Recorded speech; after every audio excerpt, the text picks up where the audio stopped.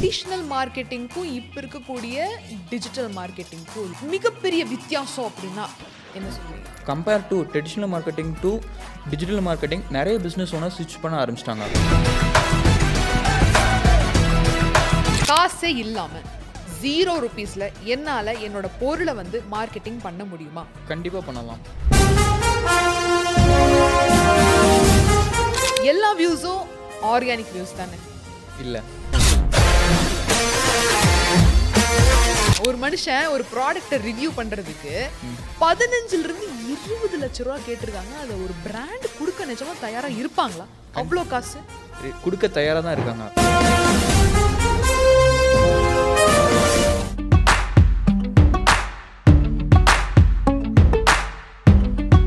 தென்காசி மாவட்டத்தில் பிறந்து வளர்ந்து கன்னியாகுமரியில் மெக்கானிக்கல் இன்ஜினியரிங் முடித்து இப்போ பெங்களூரில் கடந்த 5-6 வருஷமாக சக்ஸஸ்ஃபுல்லாக டிஜிட்டல் மார்க்கெட்டிங் துறையிலிருந்து பூந்து விளையாண்டுட்டு இருக்கீங்க.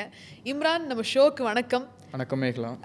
சொல்லுங்கள், எனக்கு இருக்கக்கூடிய அந்த ஒரு ஃபஸ்ட்டு கேள்வியை மெக்கானிக்கல் இன்ஜினியரிங் அப்படிங்கிறது ஒரு ஃபிசிக்கலான ஒரு கோர்ஸ். இப்போ மற்ற இன்ஜினியரிங் சாஃப்ட்வேர் ட்ரிபிள் அப்படியெல்லாம் படிச்சுட்டு கூட கம்பெனிஸ்க்கு ஷிஃப்ட் ஆகி அந்த ஒரு துறையை மாற்றிடுறாங்க. அப்படியெல்லாம் நம்ம பார்த்துருக்கோம்.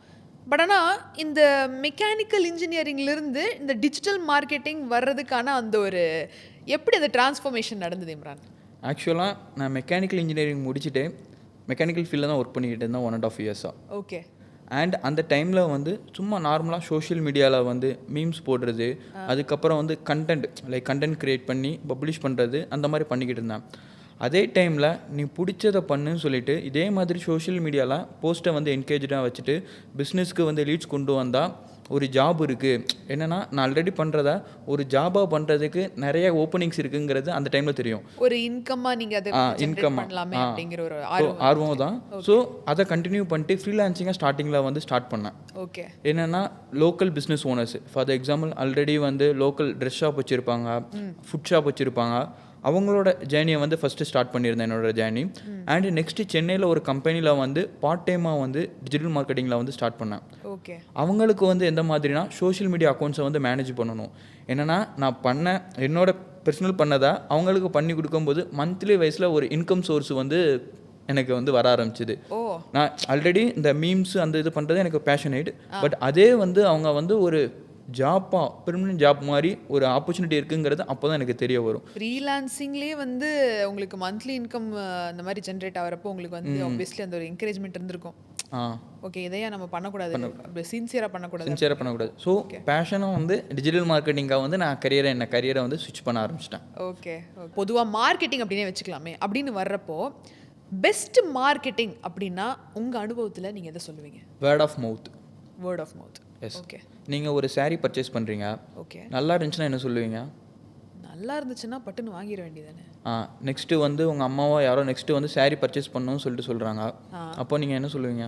கண்டிப்பாக அந்த கடைக்கு கூட்டிகிட்டு போயிடுவேன். அப்படி இல்லைன்னா எங்கள் அம்மாவே இதை பார்த்துட்டு எங்கே இருக்குது அப்படின்னு, எங்கே வாங்கினேன் அப்படின்னு கேட்க போகிறேன். ஃபார் எக்ஸாம்பிள் பக்கத்தில் ஒரு 3-4 டீ கடை இருக்கும். நீங்கள் ரெஃபர் பண்ணுறது ஒரு டீ கடையாக தான் இருக்கும். கண்டிப்பாக. ஏன்னா ஆல்ரெடி எனக்கு தெரிஞ்ச கடை, என் ஃப்ரெண்ட்ஸும் அதை அனுபவிக்கணும் அப்படின்னு நான். ஸோ டேஸ்ட் வைஸில் ஏன்னா கஸ்டமருக்கு நம்ம என்ன சாட்டிஸ்ஃபை பண்ணோமோ கஸ்டமர்ஸ் அதை ரெஃபர் பண்ண ஆரம்பிப்பாங்க. Word of mouth. பீப்புளுக்கு எந்த அளவுக்கு ட்ரஸ்ட் ஒர்த்தினஸும் இதாகுது. ஆல்ரெடி ஒரு கஸ்டமர் எந்த ஒரு மார்க்கெட்டிங் ஃபீல்டில் ஒரு கஸ்டமர் வரது பெருசில் ரிட்டர்னிங் கஸ்டமர்ஸாக வரணும். எந்த ஒரு பிஸ்னஸை பொறுத்தளவில் ஒன் டைம் கஸ்டமராக யாரும் விரும்ப மாட்டாங்க. ரிட்டர்னிங் கஸ்டமர்ஸாக இருந்தால் மட்டும்தான் பிஸ்னஸ் கண்டிப்பாக க்ரோ ஆகும். ஸோ அப்படி பார்க்குறப்போ இந்த ட்ரெடிஷ்னல் மார்க்கெட்டிங்க்கும் இப்போ இருக்கக்கூடிய டிஜிட்டல் மார்க்கெட்டிங்க்கும் உள்ள மிகப்பெரிய வித்தியாசம் அப்படின்னா என்ன சொல்லுவீங்க? இப்போ ட்ரெடிஷ்னல் மார்க்கெட்டிங்கிறது பண்ணிக்கிட்டு தான் இருக்காங்க. அண்ட் டிஜிட்டல் மார்க்கெட்டிங்கும் ஒரு சைடு பண்ணிக்கிட்டு தான் இருக்காங்க. But compare to traditional marketing to digital marketing நிறைய பிஸ்னஸ் ஓனர் ஸ்விட்ச் பண்ண ஆரம்பிச்சிட்டாங்க. இப்போ நார்மலாக நீங்கள் ஒரு சன் டிவியில் ஒரு ஆடு கொடுக்கணும்னா எவ்வளோ பே பண்ண வேண்டியிருக்கும்? அப்போ ஒரு நிமிஷத்துக்கே லேக்ஸ் ஆஃப் மேலே பே பண்ணணும். கண்டிப்பாக. ஸோ ஒரு பிஸ்னஸ் ஓனர் என்ன ஆரம்பிச்சிட்டாங்கன்னா அதே இது டிஜிட்டல் மார்க்கெட்டிங்கை ஸ்விட்ச் பண்ண ஆரம்பிச்சிட்டாங்க. இப்போ டிஜிட்டல் மார்க்கெட்டிங் பண்ணும்போது ஃபஸ்ட்டு காஸ்ட் ஆஃப் எஃபெக்டிவ் ரொம்ப கம்மி. ஆமாம். ஸோ பிஸ்னஸ் ஓனர் என்ன ஆரம்பிச்சிட்டாங்கன்னா இப்போ ட்ரெடிஷ்னல் மார்க்கெட்டிங் பண்ணக்கூடியவங்களும் இருக்காங்க. பட் கம்பேர் டு ட்ரெடிஷ்னல் மார்க்கெட்டிங்லேருந்து டிஜிட்டல் மார்க்கெட்டிங்க்கு business owners most of the business owners ஸ்விட்ச் பண்ணிட்டாங்க. ஏன்னா first cost of effective and ஆடியன்ஸை டார்கெட் பண்ணுறது. இப்போது நீங்களும் ஃபேமிலியில் டிவி சீரியல் பார்த்துக்கிட்டு இருக்கீங்க. இடையில ஒரு ஆடு வருது, ஒரு சாரியோட ஆடு. அங்கே உங்கள் அப்பாவோ இல்லை தம்பியோ யாராக இருக்காங்கன்னா அவங்களுக்கு நீடு இருக்குமா? சாரி பற்றி. கண்டிப்பா எந்திரிச்சு அவங்களுக்கான பிரேக் அவங்க எடுத்துக்க தான் போறாங்க அந்த டைம்ல. ஸோ அதில் ஆடியன்ஸை வந்து நம்ம டார்கெட் பண்ண முடியாது. இப்போ பார்க்கும்போது எக்ஸாக்ட்லி. கரெக்ட் தான். இதே இது நீங்கள் வந்து டிஜிட்டல் மார்க்கெட்டிங்கில் பெய்ட் ஆட்ஸ் பெர்ஃபார்மன்ஸ் மார்க்கெட்டிங் பண்ணும்போது எந்த ஆடியன்ஸ்க்கு காட்டணும், எந்த ஏஜில் காட்டணும், எல்லாமே நம்ம ஃபில்ட் அவுட் பண்ணிக்கலாம் இல்லையா? ரொம்ப பிரில்லியண்டான ஒரு ஐடியா இல்லைங்களா? ஸோ பேசிக்கலி மணியும் நம்ம சேமிக்கிற மாதிரி ஆச்சு. நம்ம எல்லா ஆடியன்ஸ்க்கும் பார்க்கணுங்கிறப்ப தான் அவ்வளோ சார்ஜ் பண்ணுறாங்க. And at the same time நம்ம ஆடியன்ஸை செப்பரேட் பண்ணுறப்போ எனக்கு இந்த லெவல் ஆஃப் ஆடியன்ஸுக்கு எவ்வளோ செலவாகும், அந்த இடத்துல ஒரு காஸ்ட் எஃபிஷியன்ட் மேட்ரு வருது. பிரில்லியண்டான ஒரு இதுதான் இருக்குது. கிட்ஸுக்கு வந்து ஒரு கேம்பெயின் ரன் பண்ணுறோம், ஒரு கிண்டர் ஜாயோ ஒரு ப்ராடக்ட்டோ கேம்பெயின் வந்து ஆட்ஸ் ரன் பண்ணுறோம். அப்படி ஆட்ஸ் ரன் பண்ணும்போது என்ன பண்ணுவோன்னா, கிட்ஸ் யூஸ் பண்ணுறது மோஸ்ட்லி யாரோட யூஸ் பண்ணுவாங்கன்னா அம்மாவோட ஃபோன் தான் யூஸ் பண்ணுவாங்க. நீங்கள் காமனாக பார்த்தீங்கன்னா பேரண்ட்ஸோட ஃபோன் அப்பா வந்து மோஸ்ட்லி ஜாப்னு சொல்லிட்டு போயிடுவாங்க. வீட்டில் இருந்தாங்கன்னா அப்பாவோட ஃபோனை யூஸ் பண்ணுவாங்க, அம்மாவோட ஃபோனை வந்து யூஸ் பண்ணுவாங்க. ஸோ அதில் என்ன பண்ணுவோன்னா, ஏஜ் வந்து காமன் ஏஜ் கொடுத்துருவோம். எல்லா ஆடியன்ஸும் செலக்ட் பண்ணிவிட்டு உமன்ஸுன்னு சொல்லிட்டு பண்ணும்போது கேம்பெயினில் அவங்களாம் ஃபேஸ்புக்லேயோ மெட்டோலேயோ வந்து ஃபேஸ்புக்லேயோ இன்ஸ்டாகிராம்லேயோ அந்த கேம்பெயின் வந்து வர ஆரம்பிச்சிடும். நெக்ஸ்ட் யூடியூப்பில் உங்கள் கிட்ஸ் வந்து பார்த்துக்கிட்டு இருப்பாங்க, வீடியோ பார்த்துக்கிட்டு இருப்பாங்க. இடையில வந்து அந்த ஆட் வர ஆரம்பிச்சிடும். ஃபோனில் வந்து எந்த இதை மாதிரி தேடி இருக்காங்கன்னு சொல்லிட்டு கீவேர்டுன்னு சொல்லுவோம். எந்த மாதிரி தேடுறோமோ அதுக்கேற்ற மாதிரி, ஃபார் எக்ஸாம்பிள் வந்து கிண்டர் ஜாயோ இல்லை வந்து கிட்ஸ் டாய்ஸ்ன்னு சொல்லிட்டோ அந்த மாதிரி தேடும்போது அதுக்கேற்ற மாதிரியான ஆட்ஸை வந்து புஷ் பண்ண ஆரம்பிச்சிருவாங்க. அண்டு நீங்கள் வந்து ஒரு ஃப்ளிப்கார்ட்டில் ஏதோ ஒரு ப்ராடக்டை பை பண்ணணும் கூட திங்க் பண்ணியிருக்க மாட்டீங்க, பர்ச்சேஸ் பண்ணணும்னு சொல்லிட்டு ஒரு மேக்கப் கிட்டோ இல்லை வந்து ரொம்ப கொடுமை தெரியுங்களா? நான் காலையில் நினச்சிருப்பேன், சரி ஓகே ஏதாவது ஒன்று ஆஃபர் வரப்போகுது வாங்கிரும் அப்படின்னு. பர்டிகுலராக அந்த ஒரு ப்ராடக்ட் மட்டும் அது எப்படின்னு தெரியலைங்க இம்ரான். இன்ஸ்டாகிராம்லேயே ஆகட்டும், ஃபேஸ்புக்லேயே ஆகட்டும், அவ்வளோவா நான் ஃபேஸ்புக் யூஸ் பண்ணுறதில்ல, பட் ஸ்டில் ஓகே வாட்ஸ்அப்லங்க அந்த டெக்ஸ்ட் பாக்ஸில் எனக்கு மெசேஜில் அந்த ஒரு அமேசான்ல இருந்தோ இல்லை ஃப்ளிப்கார்ட்ல இருந்தோ இந்த ஒரு பொருளுக்கு இந்த ஆஃபர் வந்திருக்கு அப்படின்னு எனக்கு வருது. எனக்கு சத்தியமாக நான் மனசில் நினைக்கிறது எப்படிங்க, ஓகே ஃபோனில் அட்லீஸ்ட் சர்ச்சாவது பண்ணியிருந்தா ஒரு நியாயமாக இருக்குது, அதெல்லாம் ட்ராக் ஆகுதுன்னு சொல்லலாம். மனசில் காலையில் நினச்சது எனக்கு என் செருப்பு பிஞ்சு போகிறதுக்கு முன்னாடி எனக்கு செருப்பு விளம்பரம் வந்துடுது, நான் அப்புறம் செருப்பு பிஞ்சு போனால் வாங்குறது கரெக்டாக இருக்கிற மாதிரி அந்த மாதிரி மேட்ச் ஆகிட்டு இருக்குங்க. இப்போ இதெல்லாம் எப்படின்னே தெரிய மாட்டேங்குது. இப்போ நெக்ஸ்ட்டு வந்து நிறைய பிராண்ட்ஸ் எல்லாமே வாய்ஸ் சர்ச்சுக்கு வந்து மூவ் ஆரம்பிச்சிட்டாங்க. So most of the people Alexa use பண்ணுவாங்க வீட்டில் வாய்ஸ் சர்ச்சு. அவங்க வீட்டில் என்னென்ன நீங்கள் வந்து நீங்களும் உங்கள் அம்மாவும் வந்து பேசியிருக்கலாம், அந்த மாதிரி ஒரு இது போய்கிட்டு இருக்கு, நாளைக்கு வந்து ஒரு ஸ்லிப்பர் ஏதோ இது பண்ணணும், அந்த டேட்டா எல்லாமே நமக்கு வந்து ஃபைண்ட் அவுட் பண்ணிடுவோம். அலெக்ஸா என்ன சொல்லுவாங்கன்னா, அலெக்ஸா வச்சு எனக்கு சாங் ப்ளே பண்ணுறதுக்கு லைட் ஆன் பண்ணுறதுக்கு யூஸ்ஃபுல்லாக இருக்கும்னு சொல்லிட்டு, பட் அது எல்லாமே உங்களோட டேட்டா தான். அப்போ நம்ம வீட்டில் கேஷுவலாக பேசிட்டு இருக்கிறப்ப கூட அலெக்ஸா இருக்கா பார்த்து பேசு அப்படின்னு சொல்ல வேண்டிய நிலைமை வந்துருக்கும். உண்மையில அந்த மாதிரி சிச்சுவேஷன் தான். எல்லாரும் என்னாச்சுன்னா டெக் வைஸில் வந்து நான் மூவ் பண்ணுறேன்னு சொல்லுவாங்க. பட் அப்படி மூவ் பண்ணும்போது வாய்ஸ் சர்ச்னு சொல்லிட்டு மோஸ்ட்லி எந்த மாதிரி கீவேர்ட்ஸ் நீங்கள் பேசுகிறது எல்லாமே லாங் டெய்லாக தான் இருக்கும். ஏன்னா நாங்கள் சொல்கிறது வந்து short tail, mid level, long tail கீவேர்ட்ஸ்னு சொல்லுவோம். பீப்புளோட சர்ச் எந்த மாதிரி ஆகுதோ இந்த டேட்டா எல்லாமே கூகுள்கிட்ட வந்து போயிடும். நீங்கள் பார்க்கும்போது யூடியூப்பில் ஆட் வரும், மெட்டாக்கு அந்த டேட்டா வந்து மெட்டாக்கு போயிடும், மெட்டாவில் வந்து ஆட் ரன் ஆகும். நீங்கள் ஒரு குரோமில் ஏதோ ஒரு ப்ரௌசரோ இல்லை ஏதோ ஒன்று பண்ணால் கூட அதில் கூட பேனர் ஆட்ஸ்ன்னு சொல்லிட்டு வரும். ஓகே, இப்போ நான் ஒரு பிஸ்னஸ் பர்ஸ்பெக்டிவ்லேருந்து நான் சில டவுட்ஸ் இருக்கு எனக்கு. எப்படின்னா, நான் ஒரு கேண்டில் மேக்கிங் பிஸ்னஸ் பண்ணுறேன்னு வச்சுக்கலாம். காசே இல்லாமல் 0 rupeesல என்னால் என்னோட பொருளை வந்து மார்க்கெட்டிங் பண்ண முடியுமா? கண்டிப்பாக பண்ணலாம். ஏன்னா ஃப்ரீ ஆஃப் சோர்ஸுங்கிறது நிறைய இது இருக்குது. இப்போ கூகுள் மே பிஸ்னஸ் ப்ரொஃபைல்னு சொல்லிட்டு ஒரு லிஸ்டிங் உண்டு. ஆமாம். ஸோ கூகுள் மே பிஸ்னஸ் ப்ரொஃபைலில் உங்கள் ஷாப்பை வந்து லிஸ்ட் பண்ணிக்கலாம், இல்லை வீடாக இருந்தால் கூட லிஸ்ட் பண்ணிக்கலாம். அதில் இருந்து இப்போ லோக்கல் ஃபார் எக்ஸாம்பிள் நியர்பையில் வந்து நியர்பை கேண்டில் மேக்கிங் அந்த மாதிரி தேடும்போது நம்மளோட பிஸ்னஸ் வந்து லிஸ்ட்டாக பீப்புளுக்கு வந்து தெரிய வரும். அண்ட் அதர் சோர்ஸு, இப்போது நீங்கள் கேண்டில் மேக்கிங் நம்மளோட சப்ஸ்கிரைபர்ஸ் ஒரு 2 yearsஆக பண்ணிக்கிட்டு இருக்காங்க, இல்லை 3 yearsஆக பண்ணிக்கிட்டு இருக்காங்க. ஓகே, பண்ணும்போது அவங்கள்ட்ட கண்டிப்பாக கஸ்டமரோட டேட்டாங்கிறது கண்டிப்பாக இருக்கும், மொபைல் நம்பர் எல்லாமே இருக்கும்.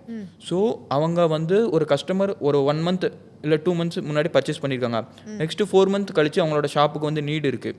அப்படி இருக்கும்போது வாட்ஸ்அப் பிஸ்னஸ்ன்னு சொல்லிட்டு ஒரு ஃப்ரீ சோர்ஸே இருக்குது. அதில் வந்து ஒரு ஸ்டோரை வந்து நம்ம க்ரியேட் பண்ணிக்கிடலாம். க்ரியேட் பண்ணிவிட்டு அவங்க ஒவ்வொரு பர்சனுக்காக மெசேஜ் அனுப்புனா ரொம்ப டைம் டேக்கிங் ஆகும். ஆமாம். ஸோ பல்க்கு வாட்ஸ்அப் மெசேஜ்னு சொல்லிட்டு ஒரு டூல் இருக்குது, அதுவுமே ஃப்ரீ தான்.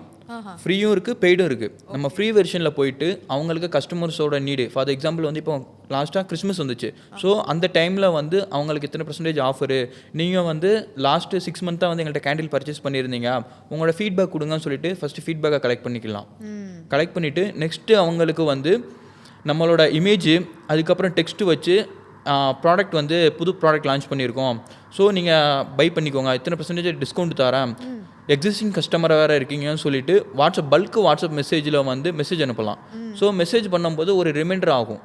நீங்கள் இப்போ ட்ரெண்ட்ஸு அது போக மற்ற அந்த ஷாப்பிங் போகும்போது உங்களுக்கு ஒரு வவுச்சர் கூப்பன் தருவாங்க, உங்களுக்கு ஞாபகம் இருக்கா? ஆமாம். இப்போ கூட ரிப்பப்ளிக் டேக்கு சேல் போயிட்டுருக்கு அப்படின்னு சொல்லிட்டு போனால், இப்போ நீங்கள் நான் போகிறது ஒரு லெட்ஸே ஒரு டாப் வாங்கணும் அப்படின்னு போவேன் வச்சுக்கலாம், அது ஒரு 700 இருக்குன்னா அந்த வவுச்சரை கொடுக்குறப்ப எனக்கு என்ன தோணுது, 7000 ரூபாய்க்கு நீங்கள் வாங்கினீங்க அப்படின்னா 3500 rupees வந்து நீங்கள் எக்ஸ்ட்ராவாக நீங்கள் வாங்கிக்கலாம், அதுக்கான டிஸ்கவுண்ட் இருக்குது அப்படின்னு சொல்லி அந்த வவுச்சர் கொடுக்குறப்போ நான் எந்த விதமான பிளானும் வச்சுட்டு வந்திருக்க மாட்டேன். பட் ஆனால் அந்த 3500 ரூபாய்க்கு நான் ஃப்ரீயாக துணி வாங்கணும் அப்படிங்கிறதுக்காகவே அந்த வவுச்சர்லேருந்து நான் வாங்க வேண்டிய நிலைமை வருது. ஸோ அதே இதில் நீங்கள் பார்த்தீங்கன்னா, நீங்கள் வவுச்சர் வச்சிருக்கும் போது ரிமைண்டர் போடுவாங்க வாட்ஸ்அப்பில், பார்த்துருக்கீங்களா? வரும். ஸோ உங்களை என்ன ரிமைண்ட் பண்ணுவாங்க. ஸோ அவங்க வந்து ஒரு சில மார்க்கெட்டிங் பிஸ்னஸ் ஓனர்ஸ் வந்து பெய்டில் போவாங்க. இது ஃப்ரீயாகவே இருக்குது, ஃப்ரீ வாட்ஸ்அப் பல்க் மெசேஜர்னு சொல்லி அடித்தாலே அவைலபிளாக இருக்குது மார்க்கெட்டில், கூகுளில். அதை வச்சு அவங்க வந்து பல்காகவே மெசேஜ் அனுப்பிக்கலாம் அவங்கள்ட்ட எக்ஸிஸ்டிங் கஸ்டமர்ஸுக்கு.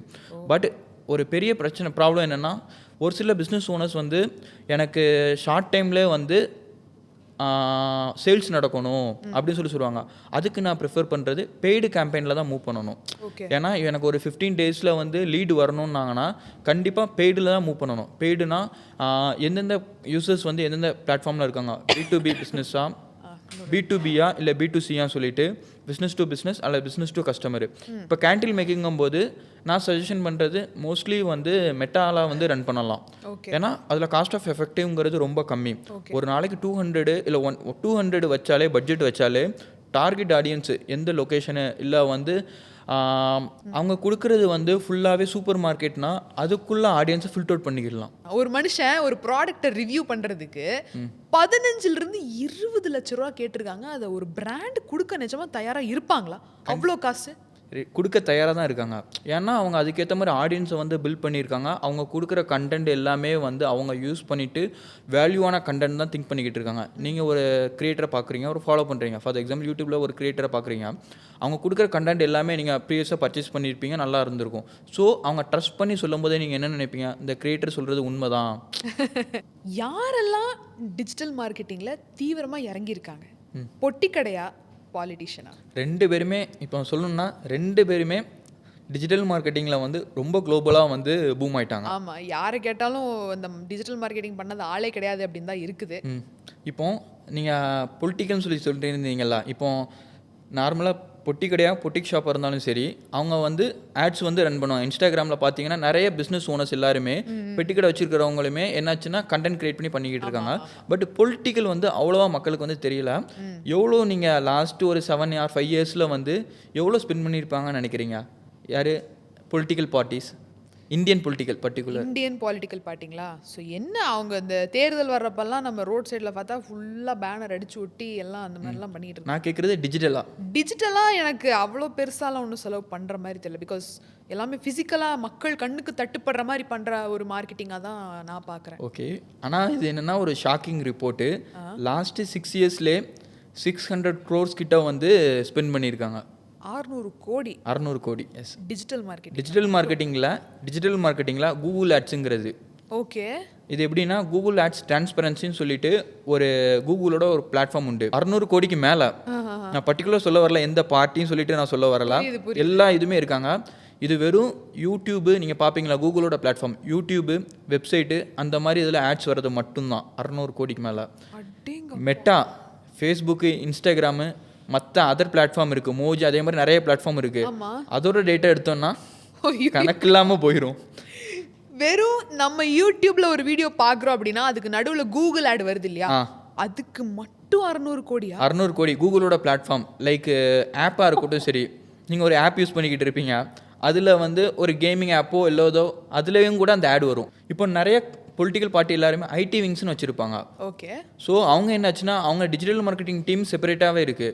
2 இதில் பண்ணுவாங்க. இன்னொன்று அவங்க ஐடி விங்ஸ்லேயே சொல்லிட்டு ஆட்ஸ் வந்து ரன் பண்ணிடுவாங்க. அது போக வெளியே ஏஜென்சிலையும் கொடுப்பாங்க. இப்போ யூடியூப்பில் வந்து ஒரு 1 million சப்ஸ்கிரைப் வச்சுருக்கக்கூடிய ஒரு இன்ஃப்ளூயன்சரை வந்து எக்ஸாம்பிளாக வச்சுக்கலாம். இப்போ நிறையா பேர் 1 million சப்ஸ்கிரைப்ஸ் வச்சுருக்காங்க ஆல்ரெடி. ஸோ அப்பேற்பட்டவங்க கிட்ட பிராண்ட் போய் எனக்கு ஒரு ரீல் வந்து ப்ரோமோட் பண்ணி கொடுங்கன்னு கேட்குறாங்க விச் இஸ் 60 செகண்ட்ஸ் வச்சுக்கலாமே. இப்போல்லாம் 3 மினிட்ஸ் மட்டும் நம்ம ஷார்ட் போடலாம் அப்படின்னு வந்தாச்சு.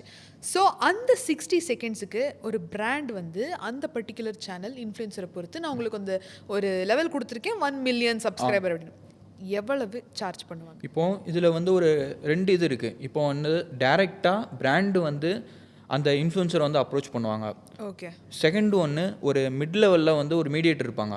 அவங்க வரும்போது இப்போ கிளைண்ட்டு வந்து இப்போ அந்த பிராண்ட் ஓனர் இருக்காங்கல்ல, அவங்க வந்து ஒரு 1 lakh கொடுக்குறாங்கன்னு வைங்களேன். இந்த ஒரு ஷார்ட்ஸுக்கு 1 lakh கொடுக்குறாங்கன்னா பிராண்டு அதில் வந்து அந்த மீடியேட்டர் வந்து சம் செட் ஆஃப் பேமெண்ட் எடுத்துகிட்டு தான் கிரியேட்டருக்கு வந்து கொடுப்பாங்க.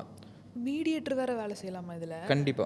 என்னென்ன பண்ண முடியுமோ பண்றாங்க. இப்போ நார்மலா நீங்க வீடு ரெண்ட் எடுக்க போறீங்க. இப்போ ஃபர்ஸ்ட் நீங்க யார் ரியல் எஸ்டேட் புரோக்கர் புரோக்கர், அதே மாதிரி எல்லா இதுலயுமே மீடியேட்டர்ஸ் வந்து இருக்கிறாங்க. எனக்கு இதுல மீடியேட்டரோட ரோலை நான் வந்து இப்பதான் நான் கேள்விப்படுறேன். அதே மாதிரி தான் இப்போ ஒரு கிளைண்ட், எங்களுக்கு ஒரு கிளைண்ட் வராங்கன்னா சப்போஸ் வந்து ஆல்ரெடி இன்னொருத்தவங்க இருப்பாங்க, அவங்க வந்து ரெஃபர் பண்ணுவாங்க. அவங்க பண்ணும்போது சம் செட் ஆஃப் கமிஷன் பேஸ்ல வந்து பேசிட்டு எங்களுக்கு வந்து கொடுப்பாங்க. இப்போ ஃப்ரீலான்சிங் நீங்க கேட்டீங்க தெரியுமா, ஃப்ரீலான்சிங்லயுமே ஆல்ரெடி ஒருத்தவங்க ஒர்க் பண்ணிக்கிட்டு இருப்பாங்க. அவங்கள்ட்ட நிறைய செட் ஆஃப் கிளைண்ட்ஸ் இருப்பாங்க. அவங்க வந்து இவங்கள்ட்ட ஃப்ரீலான்சிங் கொடுக்கும்போது இவங்கள்ட்ட சொல்கிறது இவ்வளோ பேமெண்ட் தான் எங்களுக்கு தந்திருக்குன்னு சொல்லுவாங்க. பட் கிளைண்ட் வந்து கொடுக்குறது வந்து சம் பட்ஜெட், ஹை பட்ஜெட்டாக தான் இருக்கும். அப்போ ஒரு அப்ராக்சிமேட்டான ஒரு ரேட் சொல்லுங்களேன். அந்த ஒரு 1 மில்லியன் சப்ஸ்கிரைபர் டைரெக்டாக சாரி அந்த ஒரு 1 மில்லியன் இன்ஃப்ளூயன்சர் வந்து டைரெக்டாக வந்து பிராண்டை அவங்க கிட்ட கேட்குறாங்கன்னு வச்சுக்கோங்க. அப்போ ஒரு அப்ராக்சிமேட்டாக ஏற்றி இறக்கமாக எவ்வளவு வாங்க முடியும்? எனக்கு தெரிஞ்சு வந்து இப்போ ஃபஸ்ட்டு கிளைண்ட் வியூஸ் பேஸில் வந்து கேல்குலேஷன் பண்ணுவாங்க. அதுக்கப்புறம் அவங்க ப்ரீவியஸ் சேனல் வந்து க்ரோ எவ்வளோ ஆயிருக்குன்னு சொல்லிட்டு ஒரு சில பிராண்ட் என்ன பண்ணுவாங்கன்னா ஒரு 70,000 70,000 அந்த 60 செகண்ட் 60 செகண்டுக்கு 70,000 வாங்குவாங்க. சப்போஸ் ரீச் ஆச்சுன்னா அவங்களுக்குள்ள வந்து ஒரு அக்ரிமெண்ட் வைஸ்லேயோ இல்லை வேர்லேயோ வந்து பேசிக்கிறது, இதுக்கு மேலே ரீச் ஆச்சுன்னா சம் செட் ஆஃப் பேமெண்ட் கொடுங்க, இல்லை வந்து நெக்ஸ்ட் ப்ராஜெக்ட்ஸ் கொடுக்கறதுக்குமே ரெடியாக இருக்காங்க. கரெக்டாக பேசி இது பண்ணிக்கிட்டு தான். அப்போ ஒரு ரீல் பண்ணாலே போதுமே, நம்ம மாச சம்பளம் அதுலேயே வந்துடுது. அதான் நிறைய எப்படின்னா பிஸ்னஸ் ஓனர்ஸுமே கிரியேட்டர்ஸாக மாற ஆரம்பிச்சிட்டாங்க. அதே தான் டாக்டர்ஸ் ஆகட்டும், இன்ஜினியர்ஸ் ஆகட்டும், எல்லாருமே கிரியேட்டர்ஸாக மாற ஆரம்பிச்சு. எதுக்குன்னா அவங்க பிராண்டை வந்து இன்னொருத்தங்க எதுக்கு ப்ரொமோட் பண்ணணும், அவங்கள்ட்ட ஆல்ரெடி ஸ்கில் இருக்கு, ப்ரொமோட் பண்ணலாம். சிம்பிளாக முடிஞ்சது. ஒரு டிஜிட்டல் மார்க்கெட்டிங் இல்லை மார்க்கெட்டிங் ஒரு பிஸ்னஸுக்கு தேவையா, அவசியமா, கண்டிப்பாக அவசியமானு கேட்குறேன். ஓகே, இப்போ 10 years பிஃபோர் பார்த்தீங்கன்னா 10 years or 20 years பிஃபோர் வந்து பார்த்தீங்கன்னா அவ்வளோ காம்படிஷனுங்கிறதே இல்லை. இப்போ பார்த்தீங்கன்னா காம்படிஷனுங்கிறது செம்ம ஹை, மார்க்கெட்டுங்கிறது செம்ம ஹை. இப்போது நீங்கள் ஒரு நிறைய பிஸ்னஸ் ஓனர்ஸ் என்னோட கிளைண்ட்ஸும் என்ன சொல்லுவாங்கன்னா, என்கிட்ட ப்ராடக்ட் நல்லா இருக்கு, நான் ஏன் மார்க்கெட்டிங் பண்ணணும்னு சொல்லிட்டு. இப்போது எங்கள் ஊர் சைடு திருநெல்வேலி, தென்காசி அந்த சைடு இருட்டுக்கடை அல்வா தெரியுமா உங்களுக்கு? ஆமாம், யாருக்கு தெரியாது. அவங்க வந்து மார்க்கெட்டிங் பண்ணுறது அவங்க எத்தனை பேருக்கு தெரியும்? அவங்க பிஸ்னஸை வந்து ஃபுல்லாகவே ஆன்லைனுக்கும் மாற்றிட்டாங்க. இப்போ லைனில் நீங்கள் வெயிட் பண்ணி சூடாக சாப்பிட்ணுன்னா இருட்டுக்கடையில் லைனில் வெயிட் பண்ணலாம். இல்லை 2 daysனா ஆன்லைன்லேயே செப்பரேட் வெப்சைட் பில்ட் பண்ணிட்டாங்க. அண்ட் இன்ஸ்டாகிராமில் கண்டென்ட் கிரியேட் பண்ணி பப்ளிஷ் பண்ண ஆரம்பிச்சிட்டாங்க. ஸோ என்ன ஒரு இதுனா, நீங்கள் கஸ்டமர்ஸுக்கு எந்த அளவுக்கு வேல்யூ வந்து கொஞ்சம் ஏர்லியராக கொடுக்குறீங்களோ, உங்களோட ப்ராடக்டை வந்து கொஞ்சம் ஏர்லியராக கொடுக்கும்போது வந்து இன்னொரு பிராண்ட் வந்து வரதுக்கு நம்ம வந்து அவாய்ட் பண்ணிக்கிடலாம்.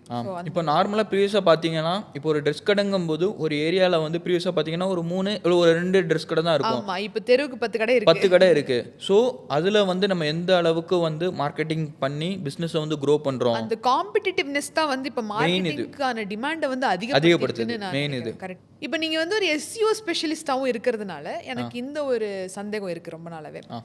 எல்லா வியூஸும் ஆர்கானிக் வியூஸ் தானே? இல்லை, என்னங்க சொல்கிறீங்க? அப்படி மட்டும் சொல்லாதீங்க. ஏன்னா ஒரு வியூஸுக்காகவும் லைக்ஸுக்காகவும் கஷ்டப்பட்டுட்டு இருக்கக்கூடிய கிரியேட்டர்ஸ்க்கு இது ரொம்பவே ஒரு இதாக இருக்கும். ஸோ அப்படி என்ன தான் பண்ணுறாங்க? பெய்டு கேம்பெயின், கூகுள் ஆட்ஸ்லேயே பெய்டு கேம்பெயின் வந்து பண்ணுவாங்க. நீங்கள் சொன்னீங்கல்ல, இப்போ ஒரு கிரியேட்டர் இருக்காங்க, அவங்களுக்கு வந்து வியூஸ் வந்து அந்த பிராண்ட் வந்து கேட்பாங்க. ஓகே. ஸோ அப்படி பண்ணும்போது என்ன பண்ணுவாங்கன்னா, ஆர்கானிக் கண்டென்ட் வந்து ரீச் ஆகிறதுக்கு டைம் ஆகும். ஏன்னா ஆர்கானிக்குங்கிறது taking a time. But client சைட்லேருந்து என்ன புஷ் பண்ணுவாங்கன்னா, எனக்கு 3 daysல வேணும், இல்லை 4 daysல 1 weekல வேணும்னு சொல்லிட்டு. இப்போ என்ன பண்ணுவாங்கன்னா, இந்த மாதிரி கிரியேட்டர்ஸ் வந்து ஏஜென்சிகிட்ட வந்து அப்ரோச் பண்ணுவாங்க, இல்லை ஃப்ரீலான்சிங்காக ஒர்க் பண்ணுறவங்கள்ட்ட வந்து அப்ரோச் பண்ணுவாங்க. நாங்கள் அவங்களுக்கு வந்து பெய்டாக வந்து கேம்பெயின் ரன் பண்ணுவோம், அதுவும் கிளைண்ட்டோட தெரியாமல் டேட்டா இந்த மாதிரி வந்து ஆட்ஸ் பண்ணுவோம். இதே இது அவங்க இன்ஸ்டாகிராமில் வந்து க்ரியேட் பண்ணுறாங்கன்னா, ஒரு பிராண்டை பற்றி பப்ளிஷ் பண்ணுறாங்கன்னா, ஆடு ரன் பண்ணி விட்டுட்டு கவுண்ட்டு கொடுத்துடலாம். அந்த மாதிரி ஒரு கொடுத்துடலாம். இப்போ அப்படி பார்த்தோன்னா ஒரு 1 மில்லியன் வியூஸ் எனக்கு 2 நாளில் வரணும் அப்படின்னாலும் ஓகேங்களா? அதுக்கேற்ற பண்ணலாம். பட் அதுக்கேற்ற மாதிரி பட்ஜெட் செக்மெண்ட்டும் அதை நீங்கள் வச்சு முடிச்சு கொடுத்துருவீங்க. ஆமாம். எல்லாம் சம்பாதிக்கிறீங்க போல. அப்போ பார்த்தா எல்லா வேலையும் விட்டுட்டு பேசாமல் டிஜிட்டல் மார்க்கெட்டிங் பண்ணி அதை கற்றுக்கிட்டு உட்காந்துடலாம். எத்தனை சோர்ஸ் ஆஃப் இன்கம் பாருங்களேன் உங்களுக்கு. ஒரு பிராண்ட் சைட்லேருந்து வரும், பிராண்டும் உங்களை தேடி வர்றாங்க, அதே மாதிரி இன்ஃப்ளூயன்சர்ஸும் உங்களை தேடி வர்றாங்க, புதுசாக பிஸ்னஸ் பண்ணணும்னு ஆரம்பிக்கிறவங்க அவங்க மார்க்கெட்டிங்க்கு உங்களை தேடி வர்றாங்க. பார்த்தா சுற்றி சுற்றி நீங்கள் தான் தேவைப்படுறீங்க. ஸோ இதுதான் டிஜிட்டல் மார்க்கெட்டிங் உலகம். ஆமாம். ஸோ நல்ல காசு தான் போல். என்ன ஒரு சின்ன பேஷன் மட்டும் இருந்துருச்சுன்னா அவங்களோட இன்ஸ்டாகிராம் பார்த்துக்கிறதோட சேர்த்து மற்ற பிராண்டோட இன்ஸ்டாகிராம் ரீல்ஸ் அதெல்லாம் பிராண்ட் மெயின்டைன் பண்ணாலே மாதம் அவ்வளோ காசு சம்பாதிக்கிறாங்க. ஸோ ஒரு அருமையான டிஜிட்டல் மார்க்கெட்டிங் பண்ணிட்டு இருக்கிறவங்களுக்காகட்டும், இல்லை பிராண்ட்ஸ் வந்து அதை மார்க்கெட்டிங் பண்ணணும்னு நினைக்கிறவங்களுக்காகட்டும், எப்படியெல்லாம் பண்ணுறாங்க, எந்த மாதிரி கோல்மால் வேலைகள் நடக்குது அப்படிங்கிறதையும் நம்ம இன்னைக்கு பேசணும். ரொம்பவே ஒரு இன்ட்ரெஸ்டிங்கான செஷனாக இருந்தது இம்ரான். ஸோ உங்களோட இந்த ஒரு எக்ஸ்பீரியன்ஸை வச்சு எங்களுக்கு இவ்வளோ டைமை ஒதுக்கி நீங்கள் வந்து சில காமன் டவுட்ஸை வந்து கிளாரிஃபை பண்ணி கொடுத்ததுக்கு ரொம்ப ரொம்ப நன்றி. எங்கள் ஷோக்கு வந்ததுக்கு ரொம்ப ரொம்ப நன்றி. தேங்க்யூ. அண்ட் இன்வைட் பண்ணதுக்கு ரொம்ப தேங்க்ஸ் ஷோக்கு. ஐயோ, இட்ஸ்